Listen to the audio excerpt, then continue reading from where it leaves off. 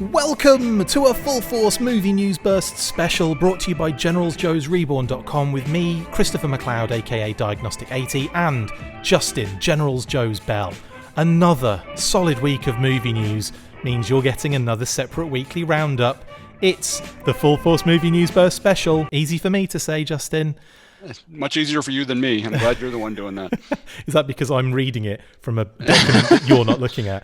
I'm looking at the document, but I would still be fumbling all over the words. He never does any research. He never does any prep. I'm kidding. This is Justin Bell. This is Justin Bell, the king of prep we're talking about here. And that might be going a little overboard, but... That's like the worst thing to be a king of, isn't it? I know. Can't you make me the king of something cool besides prep? King of prep. I'm going to have to get that on a t-shirt. Anyway, mate, let's get stuck in then. And first up, we have full trailer news.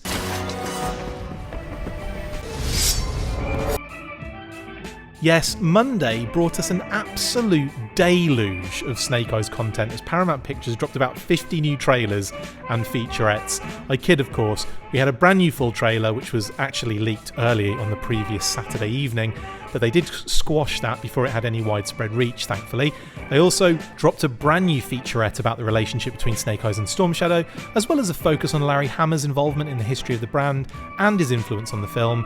What completely took us by surprise, however, was the massive international trailer that was also revealed on Monday, which was packed with loads of new footage and plot points.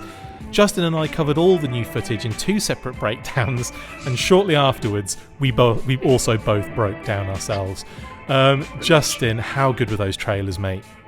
They were awesome. Personally, I think I preferred the international one to the US one, which was was interesting. But yeah, I mean, they both... It seemed like they purposefully crafted them both to sort of touch on different elements of the movie, and they really kind of played together nicely and filled in some of the gaps that each other one showed, which was really an interesting approach. You know, you don't think of trailers...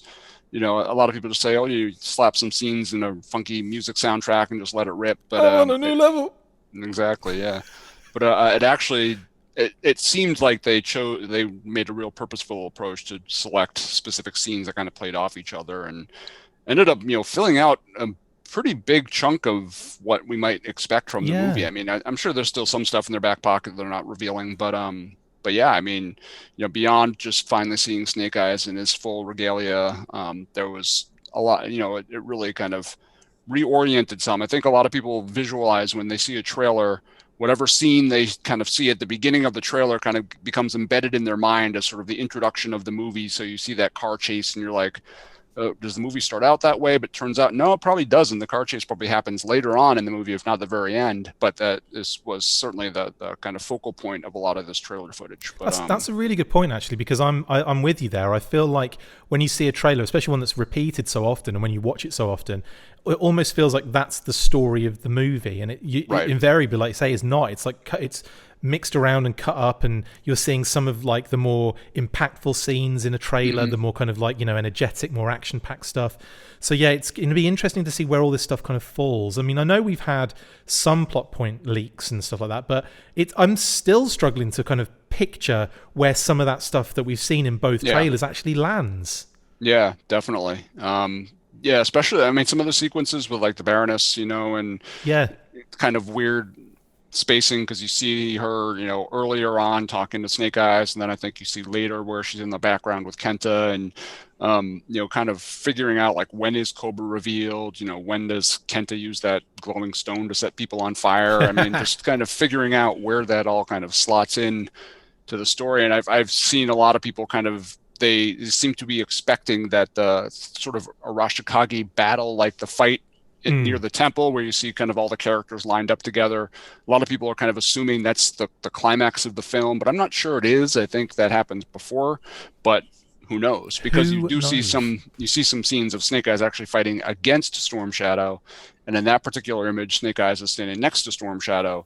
So it'll just be interesting to kind of see where things actually fall in sequence. And I mean, it's a bit of an old-fashioned, like an old man thing to say, but we've seen so much footage in those two trailers, in the character videos, in the featurettes, that you kind of feel like, what's left? Like, we could probably see the whole movie right now, and that's not the case, obviously. No. But it just makes me more excited to see what we haven't seen so far. Right. Yeah, definitely. Like, I'm really interested to kind of really dive into the G.I. Joe and Cobra dichotomy, although, I don't think it's going to be a huge component of the movie, but it obviously, I mean, Storm Shadow mentions the Joes during one of his speeches throughout one of those trailers. Yes. And they obviously mentioned Cobra, so they currently, they are clearly part of this universe already. But yeah, that's probably what I'm most interested in, is kind of seeing exactly what that Arashikage link is to G.I. Joe and vice versa. I'm also intrigued about the possibility of not necessarily seeing, I don't think we're going to see any other Cobra characters, but like, there's that feeling, isn't there, like that you may have, I certainly have it, of, is there a Cobra Commander thing in here? Like, are we going to get like some sort of glimpse, some sort of post-credit scene, something to maybe insinuate that one of the biggest characters in the Cobra side of things is going to get like, even like maybe or not even seen, but like mentioned? Are we going to get the Baroness mention the Commander or something like that? Do you know what I mean? Right. Yeah. I mean, it's quite possible. I mean, we have, that kind of spoiler-ridden sort of synopsis where some details came out of that. Didn't specify anything about Cobra Commander or anything, but it makes you think that there may be something near the end that kind of ties some of this stuff together. But yeah, it's exciting. I'm interested in that as well. Cobra Commander, Destro. I mean, Destro and Baroness are so closely tied together. Yeah. Is there going to be some kind of mention of him, either or by Mars name or weapon, because of the weapons and stuff like that? Yeah, exactly. There's one moment in that trailer where I think you see Kenta looking like side on in a weird room. Baroness comes in, and Snake Eyes is in there too, and she says something like, "We'll destroy you" or something if you don't like annihilate you. Yeah, that's it.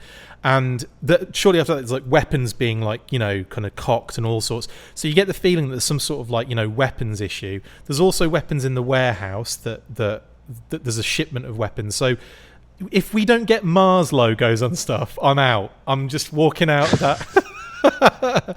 But that would be a great way, wouldn't it, to not show a character but to link get some homages in there, get some links in there. Yeah, definitely. I mean, that's kind of what you need to do to start developing this broader universe. I mean, and granted, from obviously anytime you talk about cinematic universes, you look at Marvel, see what they did, and you do. I do, of course. Smart people do. But in those early films, it was very subtle. Well, not subtle. I mean, Nick Fury came out at the end and talked about the Avengers Initiative, but old One Eye. Yeah, but I mean, at least in the first three films or so, it was that kind of subtlety. Like, if you just watch the movie to the end, didn't stay after the credits or anything, it was a standalone.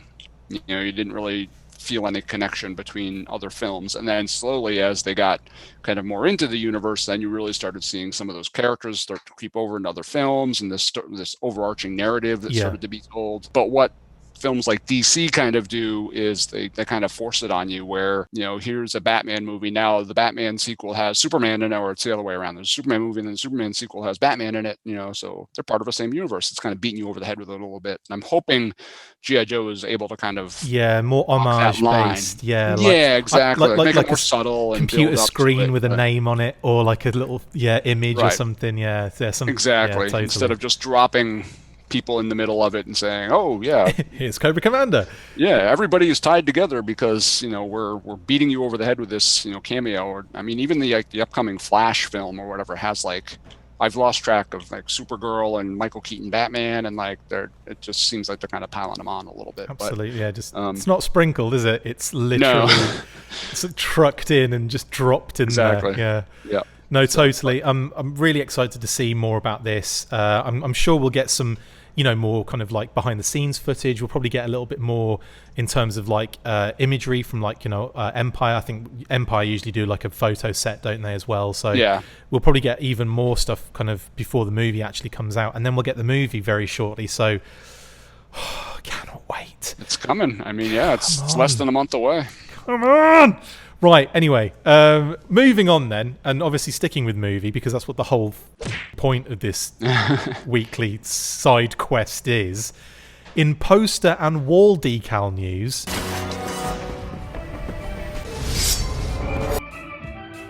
Yes, Shop Trends, who specialise in pop culture related posters, calendars and wall decals, have posted a brand new official line of posters and wall decals for the Snake Eyes G.I. Joe Origins movie, and they look pretty darn cool. The designs used are actually from the toy packaging for the core Ninja figure and general movie merchandise toy packaging from Scott Johnston, as well as a few new poses we haven't seen before, so expect some more Snake Eyes figures in the future, obviously.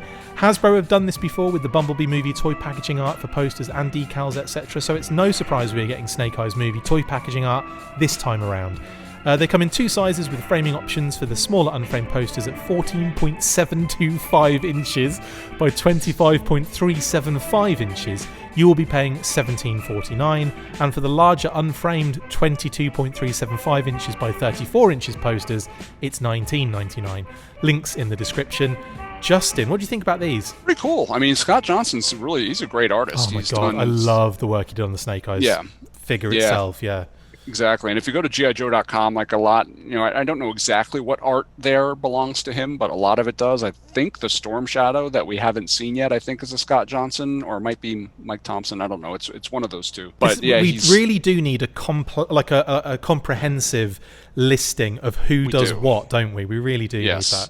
Yeah, we didn't even know, it wasn't until, was it a few days ago, and I can't remember the guy's name, you'll have to interject that too, but he showed his Duke art on his Facebook page. Oh, John Gallagher. John Gallagher, yeah.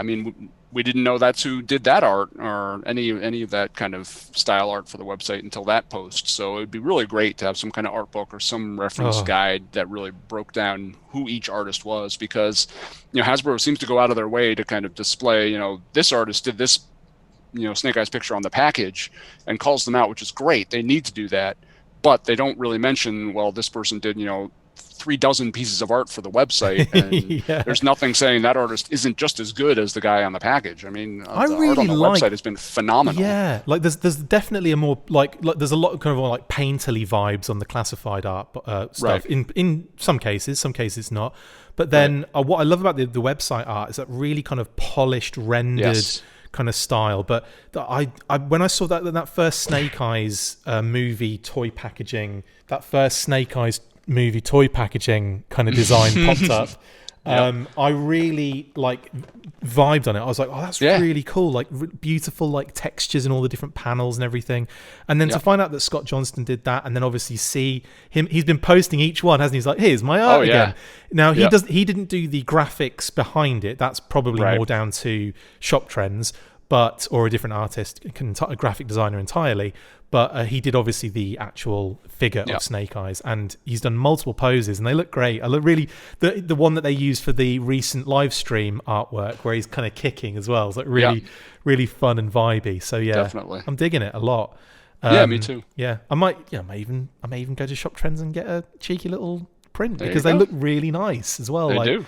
There's one, I think it's on the green background, which looks real tight. It's kind of like a mixture of a snake and the Arashikage symbol. It kind of looks like. Is that the one you're talking about? Big time. It's like a circular green element behind him. I love it. But they're all really kicking. Really love that stuff. And shout out to Scott Johnston, as again, we'll put his Instagram and what have you, and Twitter in links below, so you can check him out too. And what I've found as well, you probably do the same thing here, Justin. As soon as you find out who's done the artwork, follow, and then you scour their page to see if they've posted the full render. Yeah, exactly. See if there's something else that hasn't gotten shown or anything. Yeah, we also mentioned on the weekly that Justin runs the GeneralsJoes classified super page, which again I'll put a link in the description below. But that is an absolute resource for classified figures, and all of the whenever the art is made available in some way, shape or form, Justin adds it as well. I'm talking on your behalf, Justin, I'm sorry. But it's a great page, and if you're interested in classified movie and standard, that's the page to go to if you need info. I was just doing that this morning when they and I'm not going to try to pronounce her name because I'm going to butcher it, but the Scarlet art, Scarlet movie figure art, the minute that was posted, I grabbed that image and made sure it was linked on the website. Her name is Magali Villeneuve. But absolutely wonderful art, isn't it? Oh my God. Absolutely gorgeous. Beautiful. I actually added that to the weekly as well to shout her out, but we can talk about that now, because that is a beautiful, speaking of art, I mean, that is a gorgeous piece, that Scarlet Yes. art, isn't it? Absolutely gorgeous. It is amazing. And I love seeing the full, like you see the little bit on the front package and you see on the side package when you're actually looking at the box, but seeing it kind of in full frame is really, really amazing. I know. like that. I love how she's used the like the crossbow arrows as like framing for that one. Really cool. It's little Very things clever. you don't notice as well on the box art, because when we saw the box art, you kind of just see Scarlet. You don't see that aspect underneath her. And like I say, when it opens it up, you get to see all that cool stuff. So yeah, beautiful stuff. Exactly. And yeah, big shout out to Miss Villeneuve, who did an absolutely wonderful job on that. Okay then, so moving on then, dude, and in Lorenzo de Bonaventura news.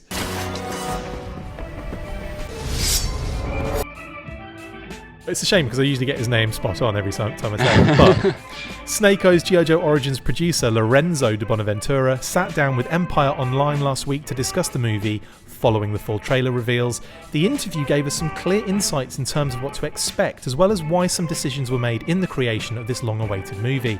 The most interesting points were Larry Hama's seemingly important role in said decision-making in regards to Henry Golding's casting and choices around the new story, and a very interesting point about not having him lose his voice or get disfigured in this movie, but with an eye on a follow-up if that does get to happen. He went into massive detail in the interview, but those were the main points.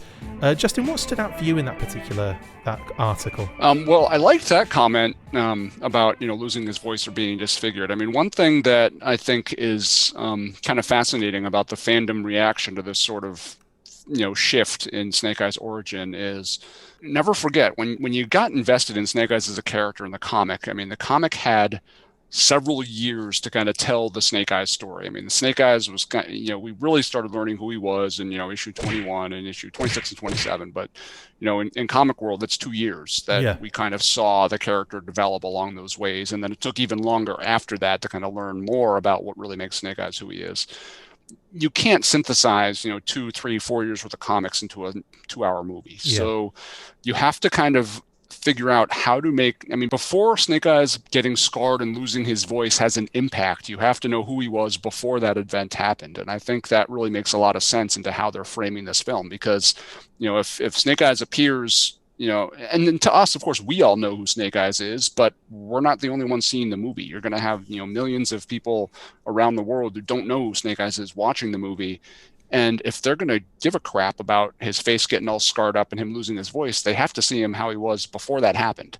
So I think, framing this first film as kind of being an introduction to Snake Eyes, kind of seeing who he is, what made him tick, kind of what turned his life into what it was before that event happened, I think is very key. And then maybe scheduling that for a follow-up after people are invested in the character and kind of feel like they know him, I think is not a bad choice, not the wrong choice. One thing that I also thought was interesting about the article was he seemed to be very, very much clarifying kind of Cobra and G.I. Joe's role in the first film. Yeah, he definitely went out of his way to say, Scarlet and Baroness are in it, but they're not the driving force. Kind of he was cautioning the fandom, it seemed like, to don't go into this expecting to see this huge G.I. Joe versus Cobra arc going all through the film. They're in there just to kind of make, an introduction to that larger world. Yeah. But they don't necessarily have huge roles within the film, which I think was probably a smart idea. We've all seen especially with shows like WandaVision or whatever, that fans can get all wound up thinking that, these cameos are going to lead to something they don't need to. And then they blame the producers of the show because they didn't somehow, live up to their own imagined expectations. So I think it's a good thing that de Bonaventura kind of set those goalposts ahead of time so people kind of know what to expect. So I did appreciate kind of reading that. What's interesting as well, we've known this from day one. We've known that Samara Weaving and Ursula Cabero, both incredible actresses, we've known that they have had small parts, sorry, pardon the phrase, they've had much smaller roles than you'd usually get in like a G.I. Joe movie for the Baroness and Scarlet. We knew going in that because we knew that both of those characters filmed their scenes in it was so short a period of time, because we were following it at the time, weren't we? We were like, yes, Samara Weaving's posted this video and they're there and it's done. It's like, okay. So that we know that and she even said herself, like, I'm not in it very much, but it was fun to do what I did. And I was like, we know that. But it is clear that they are building for something more going forward. Right. And that to me is way more important than seeing like 2 hours worth of Scarlet and Baroness in this particular movie. Definitely. It's more likely going to be they'll pop up very infrequently throughout, and then we'll see them at the end. Like that's effectively what I'm expecting. I'm not expecting to see them more than we've seen in the. I think the trailer's probably about as much as we're going to see them in. Yeah, it's quite possible. I mean, between Scarlett's scene of kicking butt in the hotel lobby and her in uniform at the Arashikage Temple, it wouldn't surprise me at all if that's like the essence of where she appears, and probably similar to Baroness. You see Baroness kind of introducing herself to Kenta, and then you see her kind of in her more familiar Cobra uniform facing off against Scarlet. That might be about it. You might know pretty much what their roles are going to be in the film just within what was shown in the trailer. Because I know any of the scenes we saw, like the car chase, you didn't really see Scarlet or Baroness kind of in that sequence anywhere. So I would imagine that's the kind of my perception is that's the film climax. And it's mostly going to be the Snake Eyes show. I think in the car chase, Scarlet's in a Skyhawk and Baroness is in a Fang, and they're both like floating around at the top. There you go. You can't. You just have to like change the resolution, ratio. Just to kind of see what's going on. Turn your TV sideways and. If I say that and it happens now, people are going to think I've seen it early. It's not the case. There's no way that's an actual, like a retro Fang and a retro Skyhawk. How funny would that be? Awesome as well. But yeah, I totally down with that. I really liked his interview actually because he gets a lot of stick for lots of different reasons in the kind of movies. Some of them deserved. Yeah, exactly. In some of the films that he's been involved in. But he knows what he's doing. And also in terms of the article, I was really impressed with a lot of the points that he was making. Obviously, like he's really impressed with Andrew Koji, as we both are. He just oozes class to me as a Storm Shadow character. Like I don't think they could have picked a better person to be Storm Shadow, could they? It would be tough. I mean, he's got the gravitas, but every interview we've seen with him, he's obviously very intelligent, very cognizant of what he's doing. He's not some schlock action actor that's just going to come in and go through the motions. He really seems to be trying to feel what Storm Shadow's emotional state is and trying to capture the essence of the character, which I think is really cool. I've been really impressed with Andrew Koji. Yeah, and I've been watching Warrior a lot recently, and my God, that is a fantastic it's a good show. And he is just, again, like the class just oozes off him, doesn't it? And like, he's so like, and as well, being a martial artist, a very good martial artist, may I say.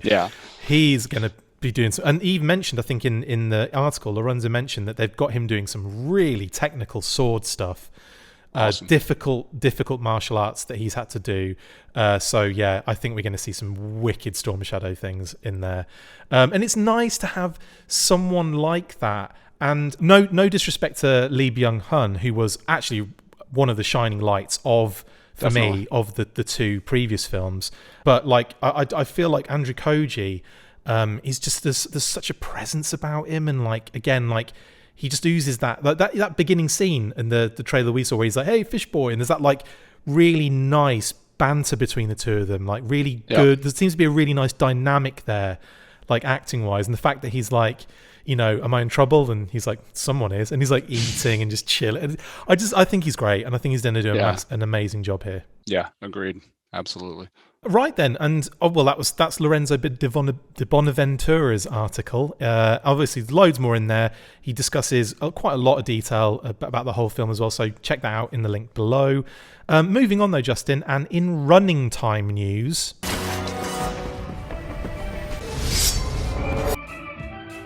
HISSTANK have reported that the running time for the Snake Eyes G.I. Joe Origins movie has been revealed. The magic number is 121 minutes. So we will be getting 2 glorious hours of G.I. Joe related action, much like the weeklies,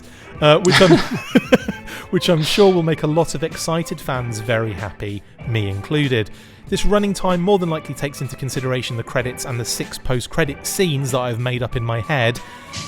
HISSTANK have also stated that the Motion Picture Association have submitted Snake Eyes for consideration for other censorship boards across the globe, having already cemented their rating of PG-13 in the US.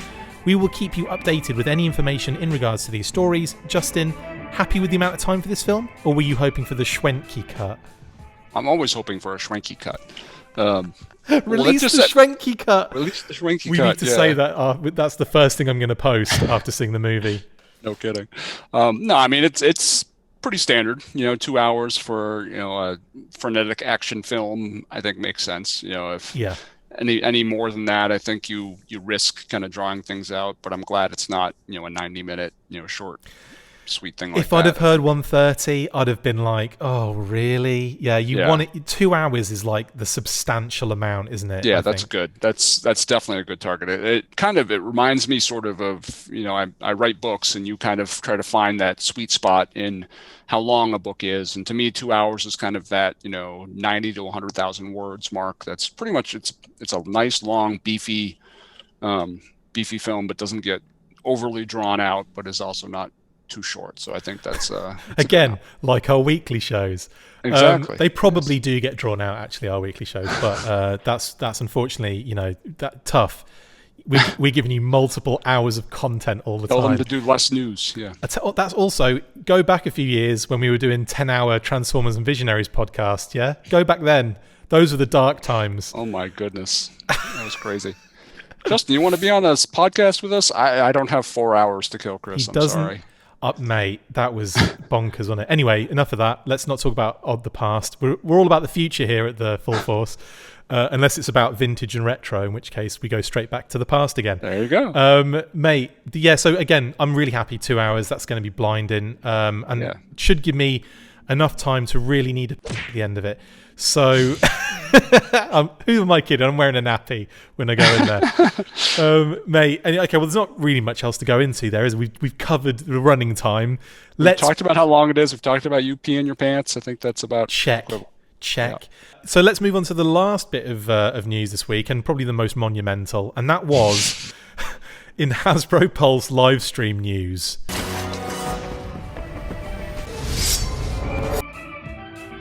Yes, the Hasbro Pulse Snake Eyes Declassified livestream hosted by Cleo Thomas happened on Thursday at 11 AM EST on their YouTube channel, and even though we didn't get any new classified figures or even any new movie footage, there were still some cool reveals. First up, the Core Ninja figures, which actually saw an early release on Amazon. I haven't even opened them yet. I know, Come on.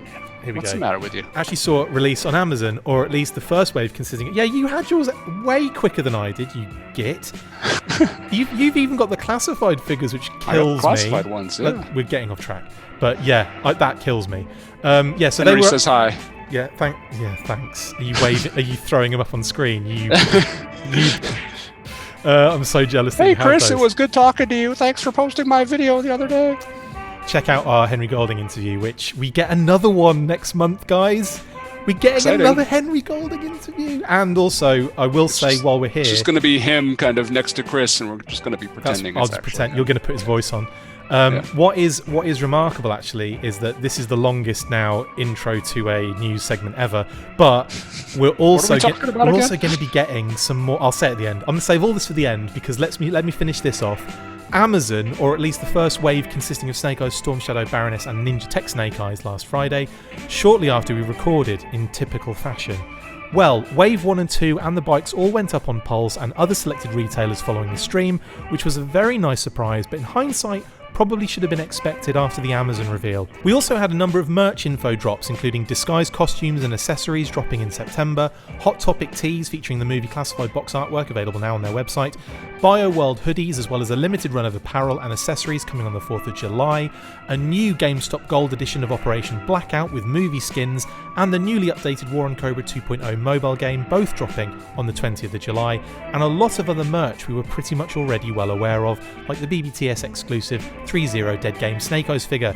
There were a few interviews on the stream with John Guido, the illustrator of the movie classified Snake Eyes box artwork, and Dead Game himself, Rob Liefeld. So Justin, what did you think of the stream overall? Happy, or did you expect a little more? I mean, I think it was fine. I mean, it wasn't necessarily right up my alley. There was some interesting stuff mixed in there, but I had a feeling when they first sort of announced it, just by who the host was and kind of how they were framing it. We weren't going to get classified drops or anything like that. It was going to be, some more of the tertiary stuff. And I think, in that way, it worked fine. You know, I didn't get a chance to watch it while it was happening. I did catch a little bit on YouTube after the fact. But yeah, it was pretty much what I expected. I wasn't disappointed, but you know, there wasn't a whole lot there that really captivated me. I did like that they launched the pre-orders for the kids' toys, and you know, the hoodies looked pretty cool. The Blackout news is interesting. You know, I don't know if I'm going to buy the game all over again just for the movie skins, but I probably will. But yeah, me too. Who am I kidding? But no, it was good. It was good. It was fine. I think I'll be waiting for the next Fan Fest Friday, whenever that's going to be. But I don't know if we'll get another one this June or not. I mean, I think we're out of Fridays in June. Well, no, is there one more? No, I don't know. What's next Friday? What is it? The 25th today, isn't it? So that would be 6, 7, 8, 9, 10, 11, 12 days time. No, sorry. No, we're not getting the 32nd. FanFest Friday, June 32nd. All right. Yeah, or 33rd. No, I think this is it now. But again, like I must admit, I think expectations have been driven high for. I don't know where it's come from.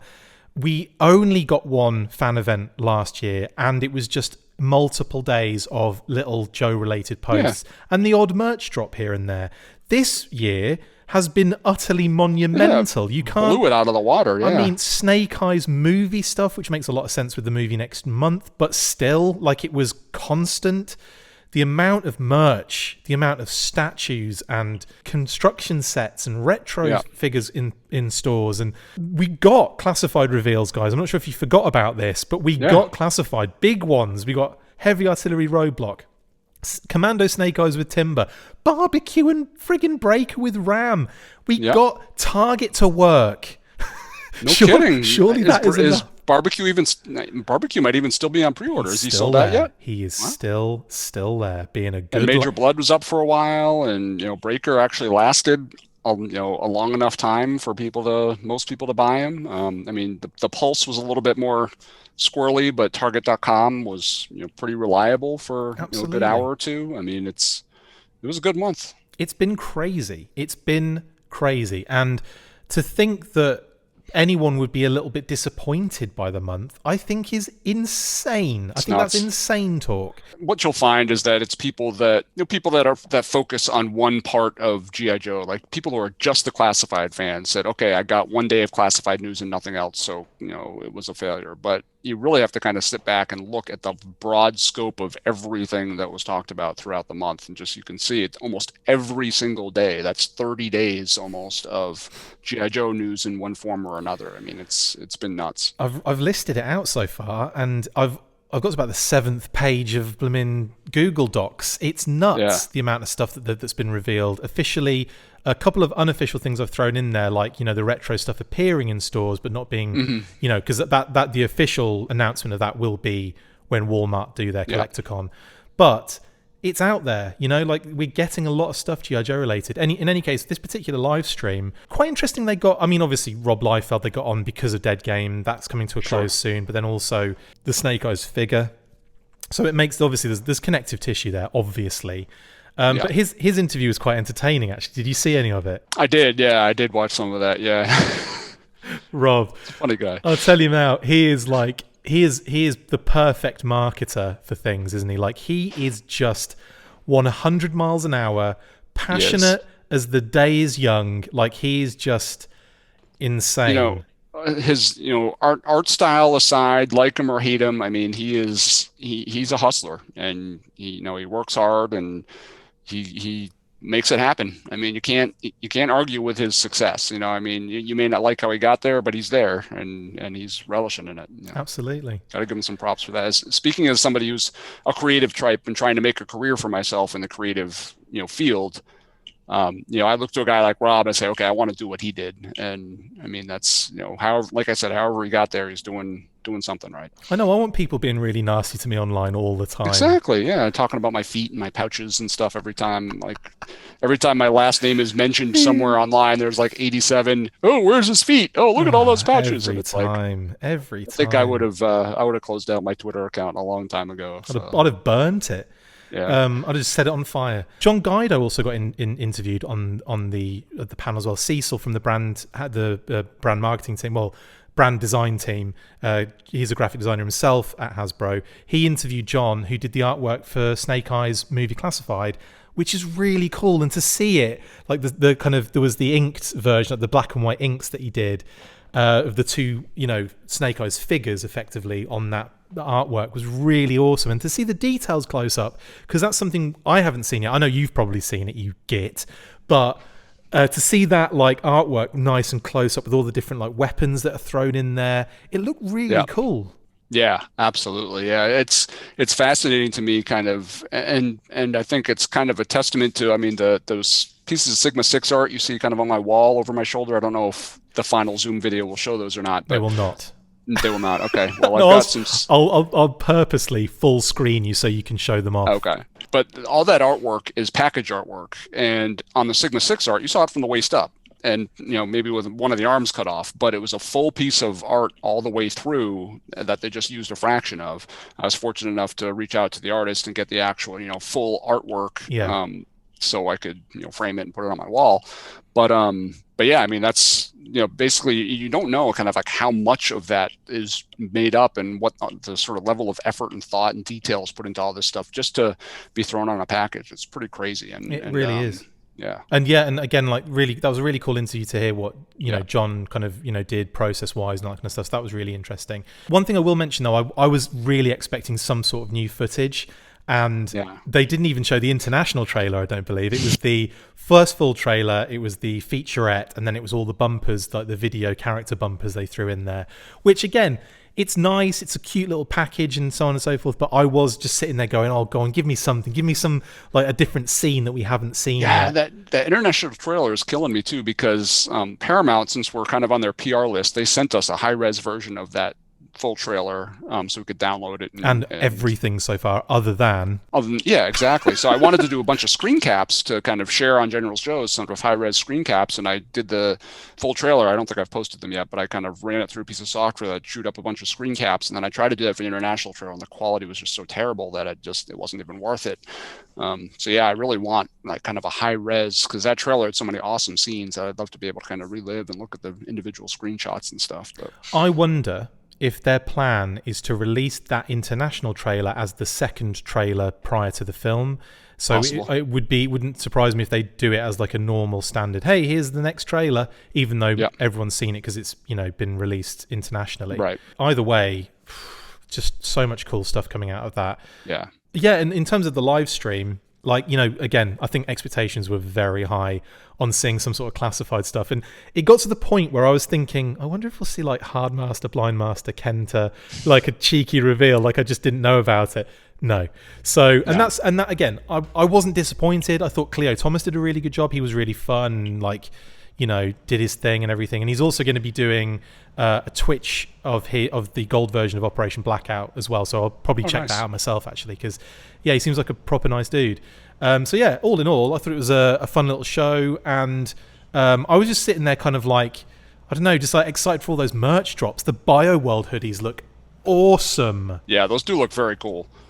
And not part of the, I don't think it was part of the live stream, but I actually really like kind of the Cobra Commander jacket that was kind of revealed. Oh yeah, the Funimation one, yeah, and the shorts and stuff. Yeah, I think that looks pretty cool. Yeah, so again, that's all stuff that we've covered on the weekly, Justin, which you weren't doing because you've got too much like other things that you have to do in your life. I'd rather be recording that, believe me. I know. Although Paul, we got to throw Paul a bone too. I think he likes getting on there. So. Yeah, Paul loves it. Yeah, it's been great. It's. We've still got this beautiful weekly to chat about, so I still get to see your wonderful face and we still get to enjoy each other's company. Now,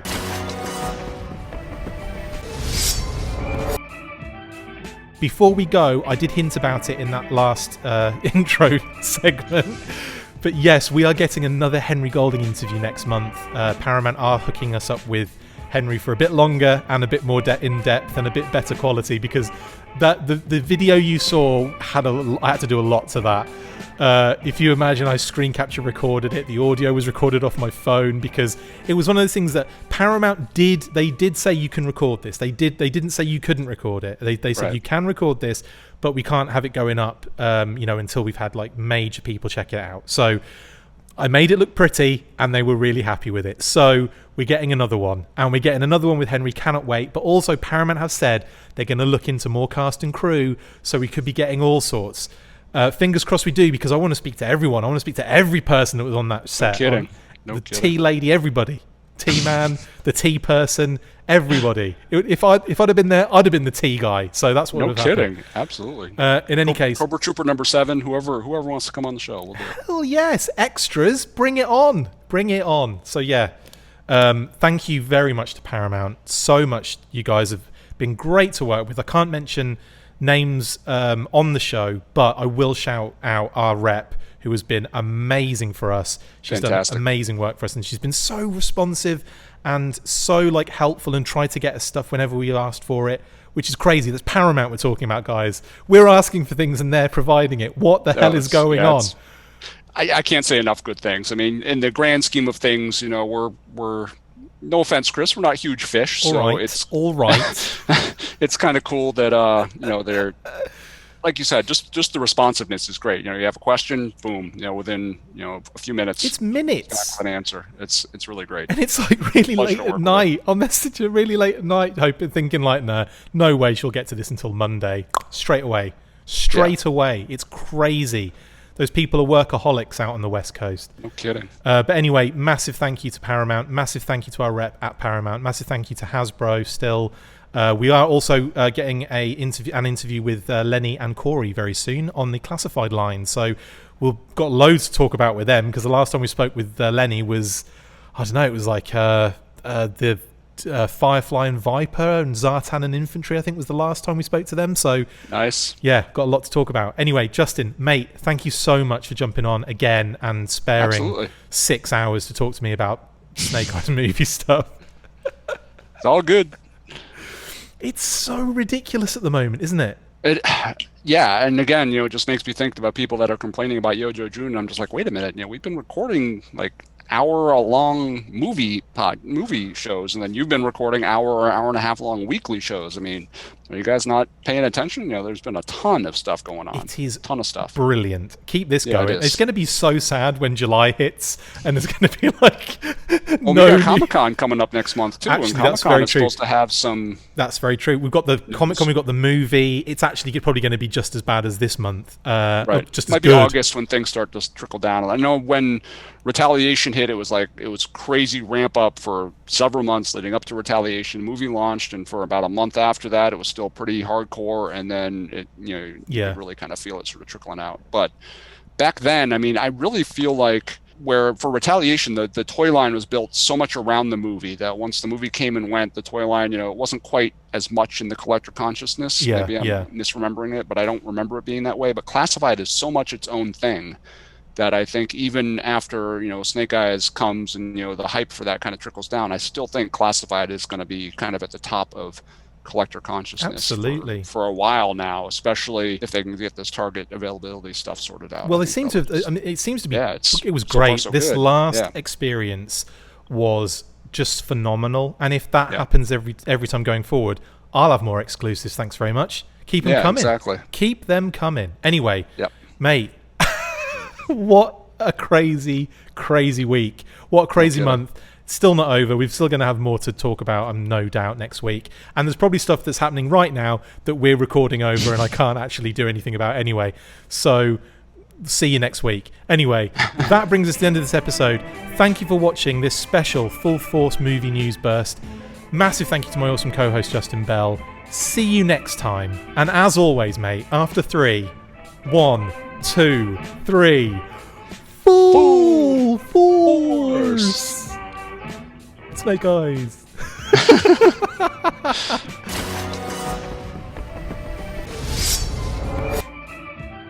Make sure you get involved with the discussion by liking, sharing and commenting on these videos, and as always you can keep up with the show after listening by following on Twitter @TheFullForce, liking the Facebook page facebook.com/TheFullForce, and if you would like to contact the show you can message us on either of those platforms with feedback and questions. We also have a Patreon page, so if you want to show your support for the show, see your name up in lights on these videos, or enjoy exclusive bonus content, then check out patreon.com/The Full Force Podcast, or click the link on any of the posts this podcast appears in. Full Force.